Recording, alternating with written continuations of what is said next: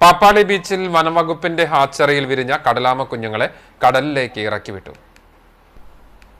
ബീച്ചിൽ ഈ സീസണിൽ 25 കടലാമകൾ തീരത്തെത്തി 2000-ഓളം മുട്ടകളിട്ടാണ് മടങ്ങിയത്. ജനുവരി ആദ്യ ആഴ്ചയിൽ ലഭിച്ച 88 മുട്ടകളാണ് ശനിയാഴ്ച വിരിഞ്ഞതോടെ കടലിലേക്ക് ഇറക്കിവിട്ടത്. അനുകൂല കാലാവസ്ഥയും മണ്ണിലെ ശരിയായ താപനിലയും കാരണം കൂടുതൽ മുട്ടകൾ വിരിഞ്ഞിറങ്ങുന്നുണ്ട്. Punnayurkulam Gramapanchayat president TK Hasan Thalikassery, standing committee അധ്യക്ഷന്മാരായ KH ആബിദ്, KP ധർമ്മൻ, പഞ്ചായത്ത് അംഗം Bushra Subair, Thrissur social forestry deputy ranger MP Anilkumar, Vadakkekad police station sub inspector PA Sudheer, ASI Anil, grade SI Binduraj, civil police ഓഫീസർമാരായ അർജുൻ, സന്തോഷ്, കടലാമ സംരക്ഷണ പ്രവർത്തകരായ അബ്ദുൾ സലാം, ഷാക്കിർ, വിനോദസഞ്ചാരികൾ എന്നിവർ നേതൃത്വം നൽകി. തൃശൂർ സോഷ്യൽ ഫോറസ്ട്രി വിഭാഗത്തിന്റെ ഹാച്ചറികളിൽ ഇതുവരെ ഈ സീസണിൽ 100-ലേറെ കടലാമകളുടെ മുട്ടകൾ ശേഖരിച്ച് സംരക്ഷിച്ചു വരുന്നുണ്ട്.